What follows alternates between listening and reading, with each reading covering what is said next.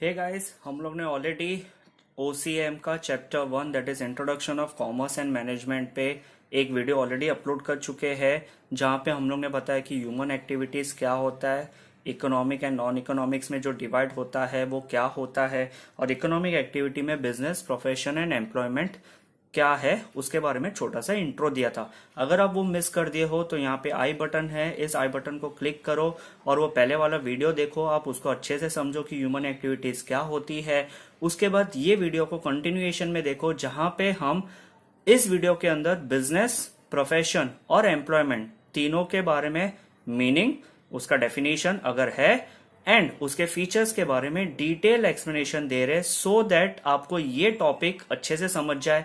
और हाँ, एंड तक जरूर वीडियो देखे, जहां पे मैं बिजनेस, प्रोफेशन एंड एम्प्लॉयमेंट का तीनों का चार्ट दे दूंगा, सो दैट आपको तीनों डिस्टिंग्विश फॉर्म में भी रेडी मिल जाए और वो आपके 11th स्टैंडर्ड के लिए बहुत ज्यादा हेल्पफुल प्रूफ हो।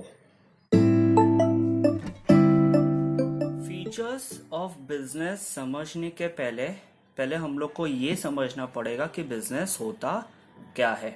तो जैसे कि आप देख रहे हो, ये है एक क्लॉथ रिटेलर जो एक दुकान चला रहा है, एक शॉप चला रहा है, रिटेल शॉप, जहां पे कपड़े बेच रहा है, जीन्स पैंट शर्ट हो सकता है। एंड यहाँ पे आप नॉर्मल एक किराना की दुकान देख रहे हो, जहां पे सारे गुड्स अवेलेबल है, biscuits, wafers, bread and all available है। ये दोनों बिजनेस करते हैं, इनको बोला जाता है बिजनेस करना, जो आप नॉर्मली अपने एरिया में भी देखा करते हैं। आपके एरिया में जितने दुकान वाले हैं, जितने रिटेलर्स हैं, वो बिजनेस करते हैं। But now the question is, ये अगर रिटेल शॉप डायरेक्टली गुड्स बेचता है कंज्यूमर्स को, तो ये खरीदता कहां से है? ये खरीदता है क्लॉथ प्रोडक्शन वाले से। जैसे कि आप यहाँ पे देख रहे हो, एक क्लॉथ मैन्युफैक्चरिंग, प्रोड्यूसिंग, प्रोडक्शन चालू है क्लॉथ बनाने का, तो ये भी एक टाइप का बिजनेस है। तो in simple words, retail shop या तो फिर production of cloth is called as business. तो वैसे ही सिमिलर, किराना के दुकान पे आपको जो भी आइटम्स या प्रोडक्ट या गुड्स मिलते हैं, वो भी कोई ना कोई मैन्युफैक्चर करता है। जैसे वेफर्स है तो बालाजी वेफर्स मैन्युफैक्चर करते हैं, प्रोडक्शन करते हैं। तो अगर रिटेल शॉप एंड प्रोडक्शन हो, उसको हम लोग बोलते हैं बिजनेस। जैसे कि हम लोग ने वीडियो में थोड़ी देर पहले देखा था, जहां पे क्लॉथ रिटेलर अपने एफर्ट्स डाल के गुड्स बेच रहा है, वैसे ही सेम किराना के रिटेल शॉप में किराने वाला जो ओनर है, वो अपने एफर्ट्स डाल के गुड्स बेच रहा है अपने कंज्यूमर्स को। तो business is nothing but an organised and systematic efforts by the individual. जैसे क्लॉथ वाले में क्लॉथ ओनर जो है, बिजनेस ओनर है, उसके एफर्ट्स है, एंड किराने वाले में किराना के दुकान का जो ओनर है, उसके एफर्ट्स है। तो it is an efforts by the individual. And हम लोग ने ये भी देखा, क्लॉथ रिटेलर के अलावा क्लॉथ मैन्युफैक्चरिंग वाले, क्लॉथ प्रोडक्शन वाले भी बिजनेस करते हैं। So it is an efforts by the individual to produce goods as well as selling them in the market to earn profit. Generally businessman जो रहते हैं, भले वो क्लॉथ मर्चेंट हो, क्लॉथ मैन्युफैक्चरिंग कंपनी हो या किराना की दुकान हो, वो लोग गुड्स बेच के प्रॉफिट कमाते हैं। सो उनका एम रहता है प्रॉफिट कमाना। As well as the business is undertaken by the business owner. जैसे क्लॉथ एग्जाम्पल में, क्लॉथ जो शॉप ओनर है वो बिजनेस ओनर है, किराना की दुकान में जो उसका ओनर है वो है बिजनेस ओनर, उस दुकान का ओनर होता है। इन दोनों का एम रहता है to satisfy the needs of the society. Societies में मतलब जो कंज्यूमर्स रहते हैं, उनको सेटिस्फाई करना बिजनेस का इंपॉर्टेंट ऑब्जेक्टिव रहता है। According to Pride, Hughes and Kapoor, business is defined as an organised efforts of an individual to produce and sell for profit the goods and services that satisfy the society need. हम लोग ने already meaning में समझ चुके हैं कि business एक organise and systematic efforts है। किसके द्वारा? Individuals, that is the owner of the business, वो एफर्ट्स लेता है to produce goods and selling them production वाला प्रोडक्शन के लिए एफर्ट्स लेता है, सेलिंग वाला दैट इज रिटेलर वाला रिटेल बिजनेस के लिए एफर्ट्स लेता है टू अर्न प्रॉफिट। बिजनेसमैन का एम होता है प्रॉफिट कमाना। जो भी गुड्स एंड सर्विसेज वो लोग प्रोड्यूस करते हैं या सेल करते हैं, so that they satisfy the society needs, that is the consumers का जो भी नीड रहेगा उसको सेटिस्फाई करना ही बिजनेस का दूसरा नाम है। जैसे कि हम लोग डेफिनेशन ऑलरेडी देख चुके हैं, तो लेट्स सी बिजनेस का feature. Feature number 1 is economic activity. Business is consider as a part of an economic activity जहां पे businessman, business owner aims to earn profit. वो अपने बिजनेस के लिए प्रॉफिट कमाना चाहता है by selling goods and services. तो यहां से आपका फीचर नंबर 2 आ रहा है, दैट इज प्रॉफिट मोटिव। याद रखने के लिए याद रखिए फीचर नंबर 1 में प्रॉफिट है और प्रॉफिट के बाद सेकेंड फीचर आ जाएगा प्रॉफिट मोटिव। तो बिजनेसमैन हमेशा चाहता है कि वो लोग मैक्सिमम प्रॉफिट कमाए बाय इंक्रीजिंग सेल। हम ये बताएंगे कि प्रॉफिट क्यों इंपॉर्टेंट है बिजनेस के लिए हम लोग के दूसरे वीडियोस में। तो इस वीडियो को जरूर आप लाइक करें, शेयर करें, सब्सक्राइब करें सारे फ्रेंड सर्कल के साथ। और हाँ, बेल आइकन को क्लिक करना भूलना मत, सो दैट आपको नोटिफिकेशन मिले जब भी हम प्रॉफिट क्यों इंपॉर्टेंट है बिजनेस के लिए उसका वीडियो जब अपलोड करेंगे तो आपको सबसे पहले नोटिफिकेशन मिले। तो चलिए देखते हैं बाकी के फीचर्स हम आगे वीडियोस में। फीचर नंबर 3 आता है continuity in business. Generally business is not a one time efforts. ऐसा नहीं है कि आपने एक बार गुड्स सोल्ड कर दिया तो बस आपका काम हो गया, नहीं। Business has to undertake the various activities of buying and selling of goods and services continuously throughout the lifetime. जब तक बिजनेस चलता है तब तक आपको एफर्ट्स लेने रहते हैं, मेहनत करनी रहती है टू अर्न प्रॉफिट, अदरवाइज आपका बिजनेस बंद हो जाता है। That's the reason continuity in the business is an important factor to earn profit. Feature number 4 आता है 2 पार्टीज। जनरली बिजनेस के अंदर 2 पार्टीज इन्वॉल्व होती है। One is the buyer of goods and services and one is the seller of goods and services. जब इनके बीच में dealings होते हैं, एक्सचेंज होता है, तब हम लोग बोलते हैं कि बिजनेस हुआ है। Point number 5 is production of goods and services. जैसे कि हम लोग ने वीडियो के स्टार्ट में देखा था कि क्लॉथ मैन्युफैक्चरिंग, क्लॉथ प्रोडक्शन वाला क्लॉथ मैन्युफैक्चर करता है, वैसे सिमिलर दूसरा एग्जांपल देके आपको मैं समझा रहा हूं। वेफर्स प्रोड्यूस करने के लिए बालाजी वेफर जो प्रोडक्शन करता है, that are the production of goods and services. जब आपका प्रोडक्शन हो जाता है तो आप exchange of goods and services में जाते हो, that is your feature number 6।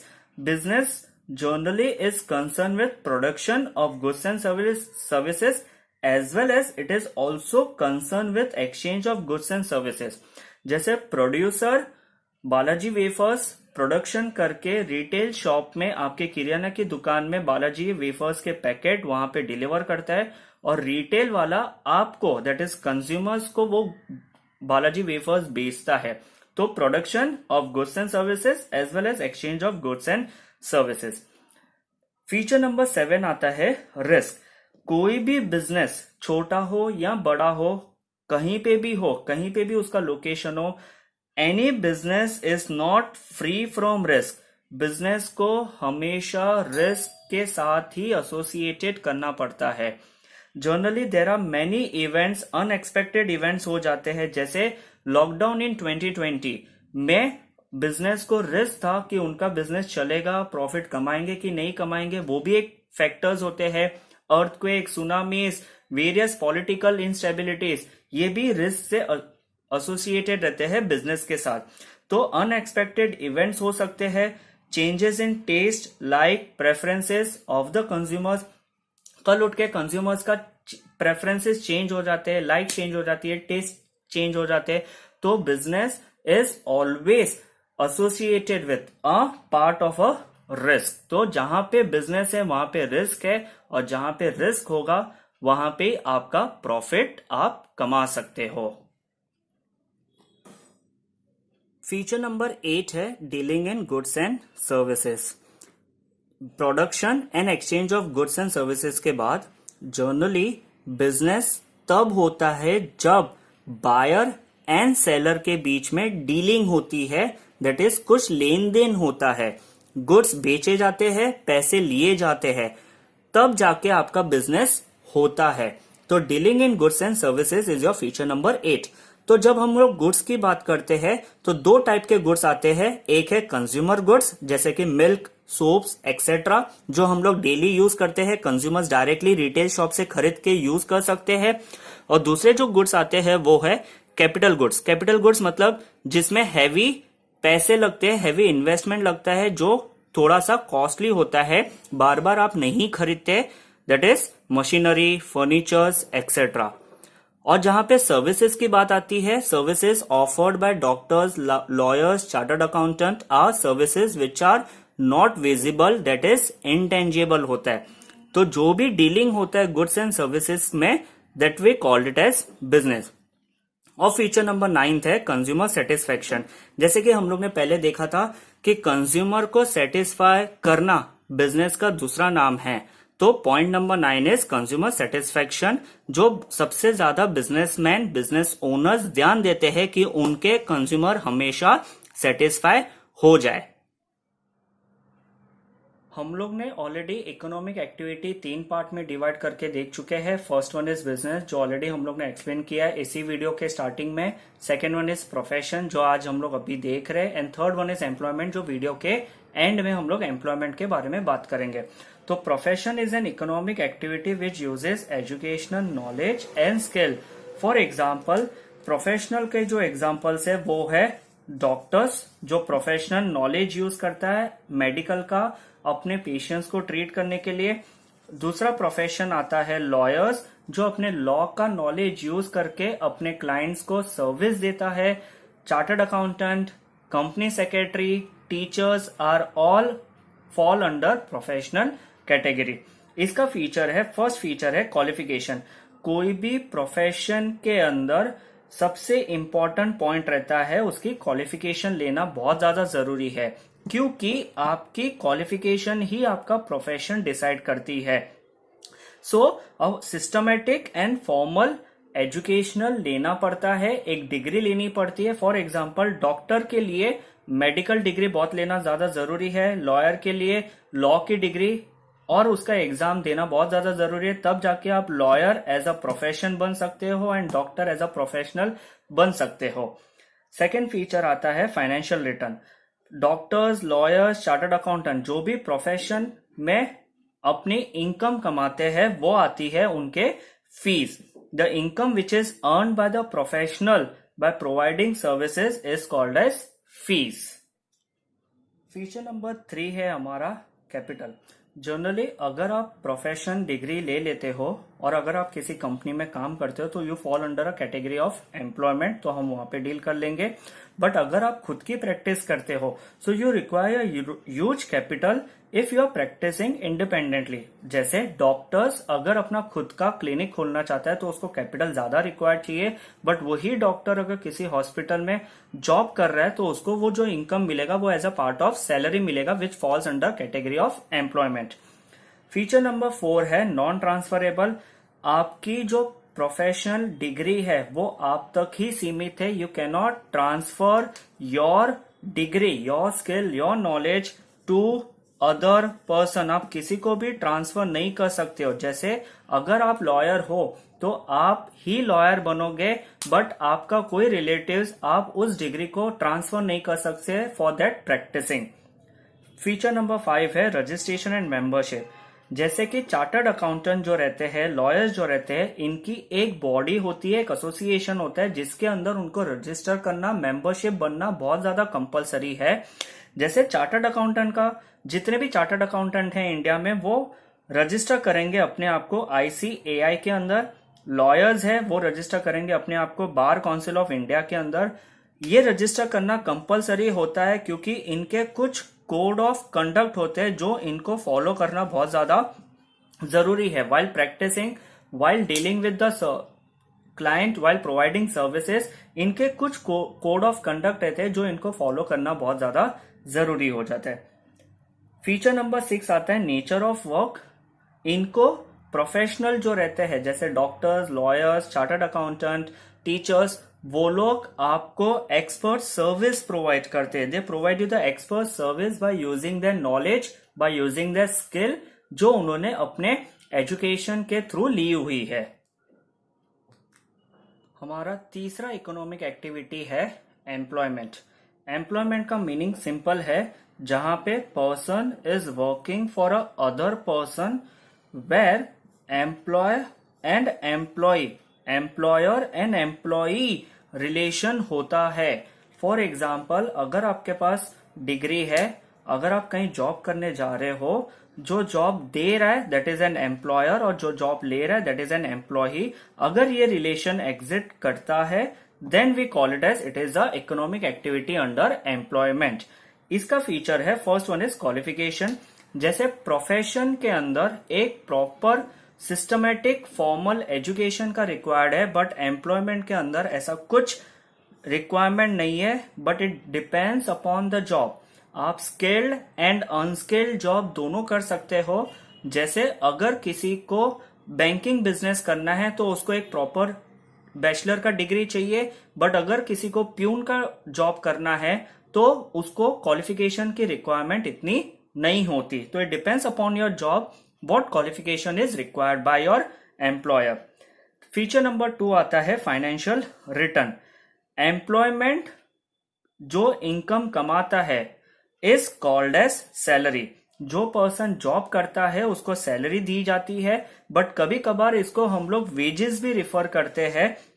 Wages भी रिफर करते हैं क्योंकि छोटे मोटे जॉब्स के लिए आपको डेली या वीकली पेमेंट मिलती है, बट वेयर एज सैलरी जो मंथली पेमेंट दी जाती है आपको ऑफिस से। फॉर एग्जाम्पल, जो सफाई कर्मचारी वाले रहते हैं उनको वीकली पेमेंट दिया जाता है, बट जो ऑफिस में काम करता है, जो बैंकिंग बिजनेस में काम करता है, उसको सैलरी दी जाती है जो है मंथली। थर्ड फीचर आता है हमारा कैपिटल। यहाँ पे आप अपना बिजनेस सेट नहीं कर रहे हो, यहाँ पे आप अपना प्रोफेशन सेट नहीं कर रहे हो, आप किसी और के लिए काम कर रहे हो, तो आपको कैपिटल रिक्वायरमेंट की कोई जरूरत होती नहीं है।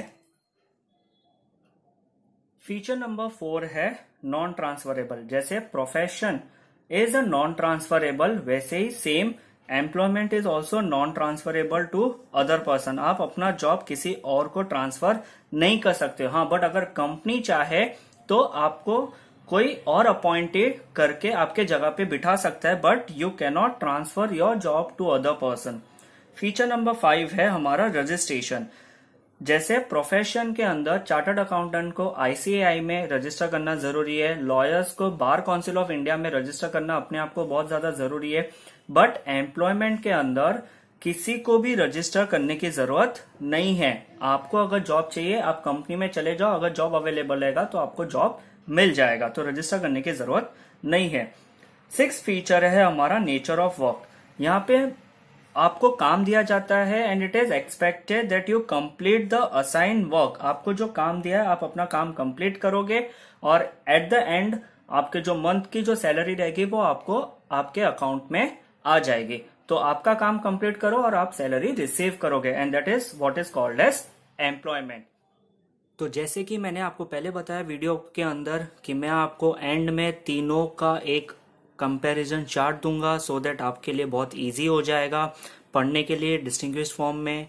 तो आप इस पार्ट को आप रिकॉर्ड कर सकते हो, आप नोटबुक में लिख सकते हो, एंड ये आपके 5 पॉइंट यहाँ पे दिए हुए हैं। 6वां पॉइंट आपका मीनिंग होता है। तो अगर आप देखोगे हम लोग ने जो डिस्कस किया वही चीज हम लोग ने यहाँ पे लिखा हुआ है, सो दैट आपको तीनों concept business, profession and employment एक जगह मिल जाए और आप इसको शॉर्ट नोट, ब्रीफ आंसर्स या डिस्टिंग्विश्ड फॉर्म में भी यूज कर सकते हैं।